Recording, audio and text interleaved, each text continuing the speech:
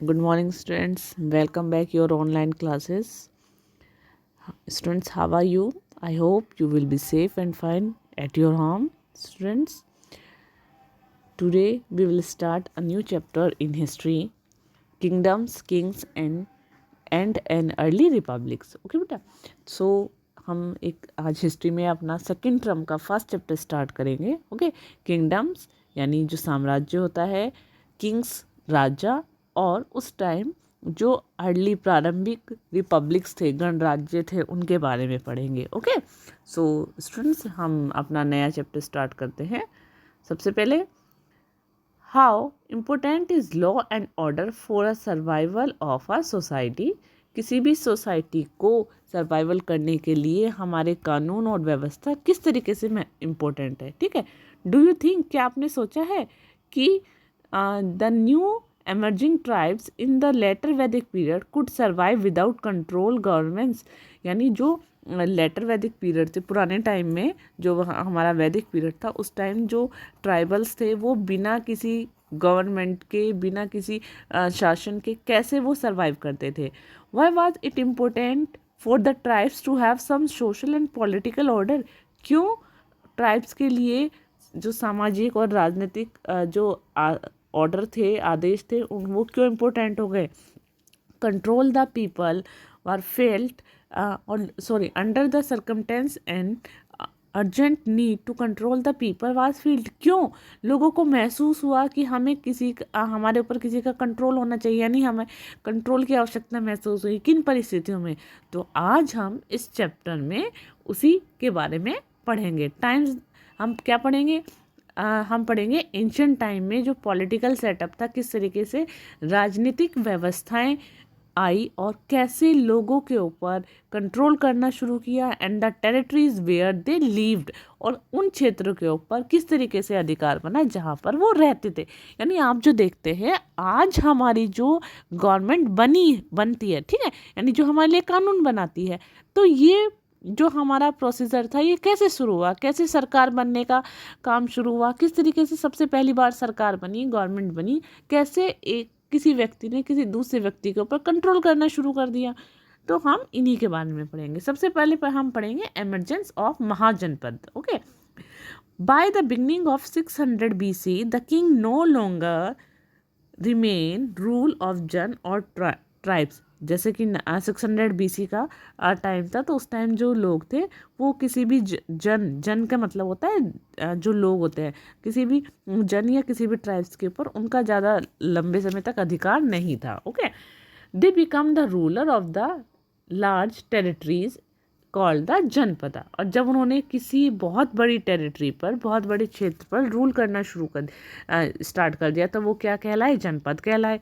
और जो जनपद है वो किससे बना है, वो 2 वर्ड से बना है. सबसे पहले जन का मतलब होता है जनता यानी लोग, एंड सेकंड है हमारा पद्स का मतलब फूड. ठीक है, जन मतलब जनता या फिर आपके सब्जेक्ट जो होता है, पद्स का मतलब फूड. तो इसका मतलब क्या हुआ कि meaning a land where people settle down और सेट देयर फूड. यानी एक ऐसा क्षेत्र जहाँ पर लोग जाकर बस गए हों. ठीक है, यानी सेट अपने पैरों के निशान जहाँ उनके देखे गए हों, जहाँ पर उन्होंने रहना शुरू कर दिया हो. Janapads were located mainly in the Ganga valley. और जो जनपद थे वो ज़्यादातर कहाँ बने थे, ज़्यादातर गंगा वैली के किनारे. क्यों बने थे बेटा, इसके पीछे भी बहुत सारे रीज़न है. क्योंकि उस टाइम जो गंगा यानी नदियों के किनारे, किसी भी वैली के किनारे क्यों लोगों ने बसना शुरू कर दिया. सबसे पहले उनको वाटर ईजिली मिल जाता था. ठीक है, जब उन्होंने एग्रीकल्चर स्टार्ट कर दिया तो पानी भी उनको सिंचाई के लिए बहुत ईजीली मिल जाता था. और पहले जैसे आज आपके पास बसेस हैं, रेल हैं, ठीक है, आपके पास एरोप्लेन्स हैं एक जगह से दूसरी जगह जाने के लिए. ठीक है, और उस टाइम जो है बैलगाड़ी या ये सब चीज़ें होती थी, ये भी इतनी डेवलप नहीं थी. ठीक है, तो लोग क्या करते थे, आप जो वाटर रिसोर्सेज थे उन्हीं के द्वारा अपना ट्रेड करते थे, व्यापार करते थे, एक जगह से दूसरी जगह जाते थे. ठीक है, इसीलिए लोगों ने वैलीज़ के किनारे, रिवर वैलीज़ के किनारे बसना शुरू कर दिया. while some of them were in northwest part of India in Deccan and in region of east of the Ganga। और जबकि कुछ जो थे वो कहाँ थे, नॉर्थ वेस्ट जो हमारा इंडिया का पार्ट है वहाँ पर डेक्कन में, ठीक है, और कुछ जो हमारे गंगा वैली के ईस्ट में।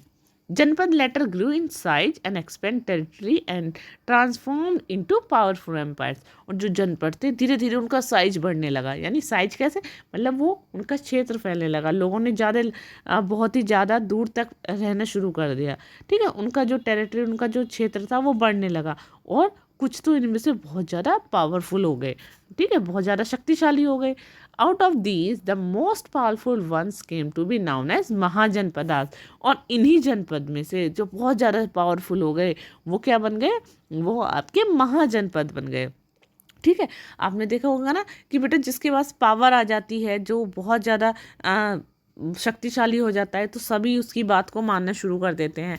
तो ऐसे ही कुछ जनपद थे जो बहुत ज़्यादा पावरफुल हो गए थे, जिनका रूलर बहुत ज़्यादा पावरफुल हो गया था, वो महाजनपद हो गए। महा मतलब बड़ा, ठीक है। Literary sources, excavated sites and painted graveware are the main source of information about these mahajanapadas. और जो लिटरेरी मतलब जो लिखित सोर्सेज हैं हमारे पास, एक्सकेवेटेड साइट्स मतलब जहाँ पर खुदाई की गई है, और पेंटेड ग्रेवेयर मतलब जो हमारे बर्तन मिले हैं, ठीक है, पॉटरी मिली है, वो हमें उन महाजनपदास के बारे में हमें बताती है। These are the reference to 16 mahajanapadas which termed as 16 mahajanapadas. और उनके रेफरेंस से हमें क्या पता चलता है कि कितने महाजनपद थे, 16 महाजनपद थे, जिनको 16 महाजनपद के नाम से जाना गया था। अब वो कौन कौन से थे, देवर, अंगा, उनके नाम थे, कोसाला, काशी, मगधा, वज्जी, माला, चेदी, वत्सा, कुरु, पांचाला, मच्छा, सुरासेना, अस्काका, अवंती, गंधारा, कंबोज, ठीक है, ये 16 महाजनपदास थे। These mahajanapadas in perpetual conflict with one other. और इन महाजनपदों में आपस में भी बहुत ज़्यादा क्या था, मतभेद होता रहता था। मतलब क्योंकि आप देखेंगे जैसे आपकी क्लास में है अगर आपको 2 स्टूडेंट जब मॉनिटर्स बन जाते हैं, ठीक है, तो उनको कभी कभी क्या करते हैं, वो कहते हैं कि हमारी बात मानिए, हमारी बात मानिए, ओके। मतलब इट्स मीन कि जब जो पावरफुल लोग होते हैं उनमें आपस में लड़ाई होनी शुरू हो ही जाती है, okay. 4 powerful states emerge out of this रेवलरी। और ये 4 जो पावरफुल स्टेट थे वो इनमें शामिल हो गए, ओके। अब वो कौन कौन से थे, और जो 4 स्टेट थे जो इस लड़ाई में, इस प्रतिद्वंदी में, इस कंपटीशन में जो शामिल हुए थे, वो कौन थे, वो थे वत्सा, अवंती, कोसाला एंड मगधा। यानी ये 4 स्टेट इस लड़ाई में कि हम लोग पावरफुल हैं, इसमें शामिल हो गए।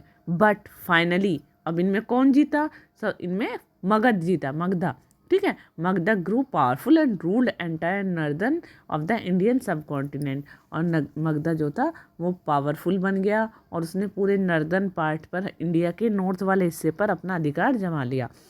Let us now about the development of this mahajanapadas in detail. अब हम डिटेल में इन महाजनपद के बारे में जानेंगे। Reasons for emergence. अब इनमें जो क्या रीज़न थे कि लोग जो है इनके साथ मिलने लगे। With the efficient use of iron use of stronger tools were made. जब बहुत सारे नए नए स्ट्रोंगर टूल बनने लगे, ठीक है, विच हेल्प क्लियरिंग फॉरेस्ट। उन्होंने फॉरेस्ट को,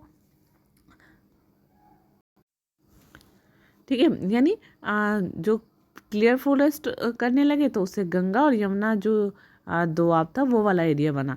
यानी क्यों, कौन कौन से रीज़न थे बेटा जिनकी वजह से इनका ये जो महाजनपद थे ये बने, ठीक है। यानी लोगों ने महाजनपद जो स्टेट थे वो महाजनपद के रूप में उभरे। The clear track of forest were used for agriculture. और जो क्लियर ट्रैक्स थे उनको फॉरेस्ट के, यानी जो जहाँ पर लैंड को साफ़ किया जाता था उसको उस लैंड को एग्रीकल्चर के लिए यूज़ किया जाने लगा। With the use of better tools की वजह से और बहुत ज़्यादा ग्रेन्स उगाई जाने लगी, okay. Some territories came to be known by the name of dominated clan which ruled them. और बहुत सारी जो, ठीक है, यानी कुछ जो एरियाज थे, कुछ जो टेरिटरीज थी उनको उन्हीं रूलर यानी जो उनके ऊपर शासन करता था उन्हीं के नाम से जाना जाने लगा। ठीक है, यानी जो राजा होता था उसी के नाम से उनको जानने लगे। New and powerful kings emerge in these janapadas, और नए और बहुत सारे पावरफुल किंग जो है वो इन जनपद में जो है नए नए पावरफुल किंग आए। The surplus produced from the agriculture increased the trading activities brought wealth to these mahajanapada in janapadas. और जो जब एग्रीकल्चर में जो है जो प्रोड्यूस हुआ वो ज़्यादा होने लगा तो सरप्लस बढ़ गया, और सरप्लस की वजह से क्या हुआ, ये जो जनपद थे इन पर ट्रेडिंग एक्टिविटीज़ ज़्यादा होने लगी, और जब ट्रेडिंग एक्टिविटीज़ ज़्यादा होने लगी तो लोग जो है वो अमीर होने लगे, और ये जनपद जो है उनको ये भी बहुत ज़्यादा इनमें वेल्थ आने लगी। These powerful janapadas were called mahajanapadas, और ये जो पावरफुल जनपद थे ये ही बाद में महाजनपद के नाम से जाने जाने लगे। स्ट्रक्चर ऑफ पॉलिटी, ठीक है, पॉलिटी का क्या स्ट्रक्चर था। These state did not have the same political structure, ये जो स्टेट थे इन सभी स्टेट्स में यानी जो पावरफुल स्टेट के रूप में उभरे थे सब में एक जैसी पॉलिटिकल स्ट्रक्चर नहीं था। 2 टाइप्स ऑफ गवर्नमेंट, वहाँ पर 2 टाइप्स की गवर्नमेंट होती थी। ठीक है, prevalent in this state monarchy and ganasangha, और ये जो कौन कौन से थे, एक होती थी मोनार्की और दूसरी होती थी गणसंघा। Okay, in the monarchal system, अब मोनार्कल सिस्टम में क्या होता था, ठीक है, इसमें क्या होता था, जो राजा होता था वो बहुत ज़्यादा पावरफुल होता था। ठीक है, राजा के पास सारी पावर होती थी। इन द अर्ली पीरियड, पुराने समय में जो था वहाँ पर क्या था, the position of the king was not hereditary, जो यानी राजा के बाद उसी का बेटा राजा बनेगा ऐसा कोई भी कंडीशन नहीं होती थी। ठीक है, ग्रेजुअली इट बिकम हेरिडेटरी, और धीरे धीरे ये क्या बन गया, हेरिडेटरी बन गया, यानी राजा बना तो राजा के बाद उनका बेटा राजा बनेगा, फिर उसके बेटा राजा बनेगा, यानी इस तरीके से। After the death of father, पापा की डेथ के बाद जो किंग होता था the sun took over the throne, और राजा के जो राजा के बेटा होता था उसके पास ही सारा सिंहासन राज सिंहासन आ जाता था, वही राजगद्दी पर बैठता था और उसके बाद वो राजा बन जाता था। ठीक है, the king was assisted by the member of official such as senapati, और किंग के पास बहुत सारे जो है अधिकारी होते थे, जिसमें क्या होता था, सेनापति जिसको डिफेंस मिनिस्टर कहा जाता था, पुरोहित जिसको प्रिस्ट कहा जाता था यानी पुजारी जो होते थे। ठीक है, for efficient administration of the state, और ये सब क्या करते थे, इनका क्या काम था, ताकि ये स्टेट के शासन को बहुत अच्छे से चला सके। Some state on other hand did not have absolute ruler, और कुछ स्टेट ऐसे थे जिनके पास बहुत ही अच्छे रूलर नहीं थे। द क्लेन और the tribes exercise power bye electing a chief और हेड, और उसमें क्या करता था, जो क्लेन होता था, जो ट्राइब्स जो होते थे उनके पास पावर थी कि वो अपने चीफ को चुन सके। ठीक है, अपने हेड को चुन सके इलेक्शन के द्वारा। This elected head were called the rajans, और ये जो इलेक्टेड हेड होते थे इनको राजन कहा जाता था यानी राजा। ठीक है, जैसे हमें अभी हमारे यहाँ क्या होता है, अभी इंडिया में हम वोट करते हैं, वोट करने के बाद अपने मिनिस्टर्स को चुनते हैं, तो ऐसे ही अर्लियर टाइम में भी होता था। Then they form the association to rule collectively, और वो एक एसोसिएशन बनाते थे जो सब मिलकर रूल कर सके। सच एसोसिएशन वर कॉल्ड संघ, और ये एसोसिएशन क्या कहलाती थी, संघ कहलाती थी। ठीक है, यानी सभी लोग मिल जाते थे इसमें। And the state where such an arrangement was in place was called ganas, और जो स्टेट वहाँ पर होते थे जहाँ पर इस तरह का अरेंजमेंट होता था उसे गण कहा जाता था। ठीक है, the state where such an arrangement was in place, जिस प्लेस पर होता था उसको गण कहा जाता। The system of governments in this state as known as ganasangha, और ये जो स्टेट होते थे जहाँ पर इस तरह की सरकार होती थी उसको गणसंघ कहा जाता था। ठीक है, each state was name after the respective ruler clan, और हर एक स्टेट का नाम किसके साथ कैसा होता था, जो उनका रूलर होता था उसी के नाम पर। This rajan meet in assembly and took important decisions, और इनके जो राजन्स होते थे वो क्या करते थे, असेंबलीज में मिलते थे और बहुत ही इंपॉर्टेंट रूल्स जो डिसीजन होते थे वो लेते थे। और इस तरह के गणसंघ कौन थे, लिच्छवीज एंड साक्याज। ठीक है, वर 2 पावरफुल गणसंघ। ठीक है, तो इस तरह के 2 उस टाइम में गणसंघ थे। फैक्ट फाइल में देखिए, during the time in Greece time में एक नई तरह की गवर्नमेंट आई जिसको मोनार्की कहा गया, ठीक है। अदर देन मोनार्की से दूसरी एक गवर्नमेंट आई। Greece was divide into small cities state, और ग्रीस जो था वो बहुत ही छोटी छोटी स्टेट में सिटी में डिवाइड हो गया था उनका state. Each of which was governed by the different form of the government, और हर एक उनमें से अलग अलग सरकार के द्वारा शासन होता था। While most city state adopted monarchy, और जबकि बहुत सारे सिटी स्टेट जो थे उन्होंने मोनार्की सिस्टम बनाया हुआ था। Athens highly developed and cultured city, Athens के पास बहुत ज़्यादा डेवलप्ड और कल्चरड सिटी थी, ठीक है। और वहाँ पर एक्सपेरिमेंट होते थे, एक नई गवर्नमेंट फॉर्म का एक्सपेरिमेंट हुआ, दे कॉल्ड इट डेमोक्रेसी, और उसमें उसको क्या कहा गया, डेमोक्रेसी कहा गया, यानी रूल ऑफ द पीपल, यानी जनता का शासन। देखिए अभी हमने पढ़ा कि पुराने जो इंडियन था हिस्ट्री थी, वहाँ पर दो तरह के शासन होते थे, एक तो मोनार्की, एक दूसरा आपका कौन सा था, जो हमारा गणसंघ था, ठीक है। लेकिन ग्रीस में एक थर्ड तरह का जिसको डेमोक्रेसी कहा गया, ऐसी एक नई सिस्टम आया। Difference between Republic and monarchy, अब क्या था बेटा, रिपब्लिक एंड मोनार्की में क्या अंतर है, दोनों में किस तरह का डिफरेंस है, ये पढ़ेंगे अब हम।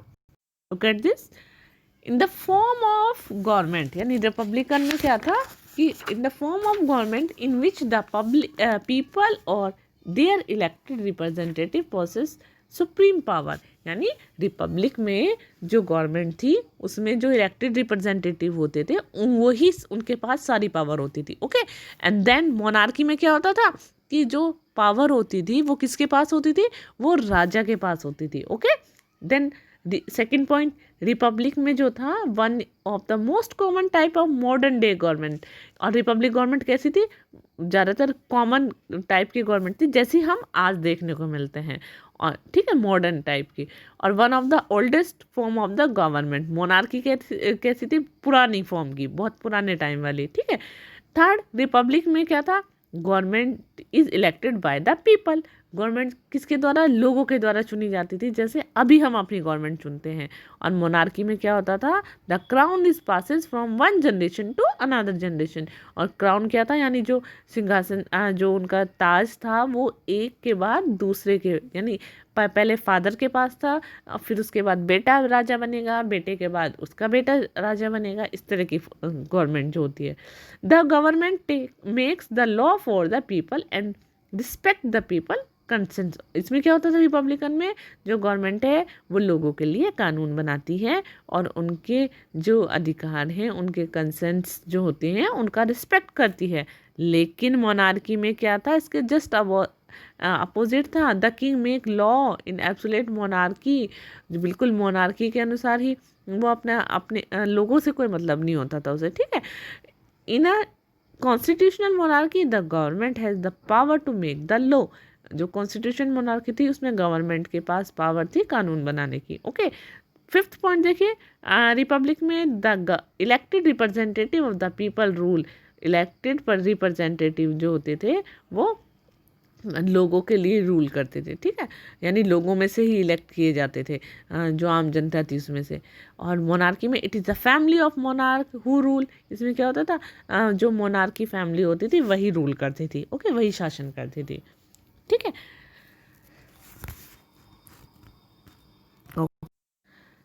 ओके, नेक्स्ट है हमारा expansion of territories. Most of the these mahajanapadas है the capital city as seat of power, और ज़्यादातर महाजनपदास की क्या होती थी, राजधानी कैपिटल सिटी होती थी, ठीक है, as a seat of power, जैसी उनकी पावर होती थी उसी के according. Most of these cities were fortified with huge wall of bricks stone और वुड, और ये जो ज़्यादातर सिटी होती थी ये फोर्टिफाइड मतलब किलाबंदी होती थी, इनकी चारों तरफ इनके बहुत बड़ी बड़ी ईंटों की, पत्थरों की, लकड़ी की दीवार होती थी। King fortified the capital city for two main reason, जो राजा होते थे वो दो कारणों से अपने सिटी का फोर्टिफाइज कराते थे, अपने कैपिटल सिटी को, मतलब क्यों किलेबंदी कराते थे, क्यों दीवारें कराते थे, क्यों कराते थे, ताकि सबसे पहला to protect the capital city from attack of enemies, यानी कोई जो राजा है, कोई जो शत्रु है वो उस कैपिटल सिटी के ऊपर अटैक ना कर दे। To show the power of wealth of the mahajanapada, दूसरा ये रीज़न था कि अपनी वेल्थ को, अपनी पावर को दिखाने के लिए कि हम कितने पावरफुल हैं, ठीक है। these were continue need to expand the under control, और उनको कंटिन्यूस नीड होती थी अपने एरिया को बढ़ाने की, ठीक है, अपने ज़्यादा से ज़्यादा एरियाज़ को वो अपने कंट्रोल में करना चाहते थे। और इसके लिए क्या करते थे, we read in the previous chapter the king arrange for big ceremonial sacrifice such as Rajsuyu and Ashmega sacrifice with the aim of acquiring new territories display their strength and power। यानी अपनी power को आप पिछले chapter में पढ़ ही चुके हैं, chapter 1 में भी कि किस तरीके से जो है वो क्या करते थे, राजसूया यज्ञ और अश्वमेधा यज्ञ इस तरीके के वो सेक्रीफाइसेस करते थे ताकि वो अपनी टेरिटरीज को बढ़ा सकें और अपनी स्ट्रेंथ और अपनी पावर को भी बढ़ा सकें। ठीक है बेटा, अभी आप लोगों ने देखा भी होगा कि अभी रिसेंटली रामायण जो थी आप उसमें भी देखते हैं कि इस तरीके के उस टाइम में भी इस तरीके के सेक्रीफाइसेस होते थे ताकि वो अपने जो है अपने कंट्रोल में अपने टेरिटरीज को बढ़ा सके। आप यहाँ देख सकते हैं the scene depicting Ashvamedha ceremony. इसमें अश्वमेधा सेरेमनी हो रही है। क्या इसमें क्या होता था कि एक घोड़ा जो होता था, एक राजा घोड़ा छोड़ देता था और वो राजा वो घोड़ा जिस टेरिटरी से जाता था वो टेरिटरी जिस राजा ने घोड़े को छोड़ा है यानी घोड़े को छोड़ दिया है तो वो टेरिटरी उस राजा के कंट्रोल में हो जाती थी। ठीक है, अगर कोई राजा यानी किसी टेरिटरी का राजा उस घोड़े को रोक लेता था तो उसे युद्ध करना पड़ता था।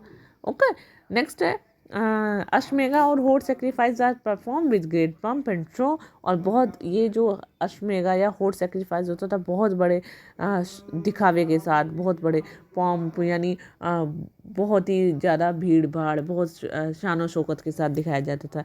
इन दिस सेक्रीफाइस, इस सेक्रीफाइस में horse was let loose the wander anywhere in the country में कहीं भी छोड़ दिया जाता था। और जैसा भी मैंने बताया कि if the horse while passing through neighboring territories was stopped by another king, war followed। यानी जो भी राजा उसको रोक लेता था ना उसी को लड़ाई करनी पड़ती थी।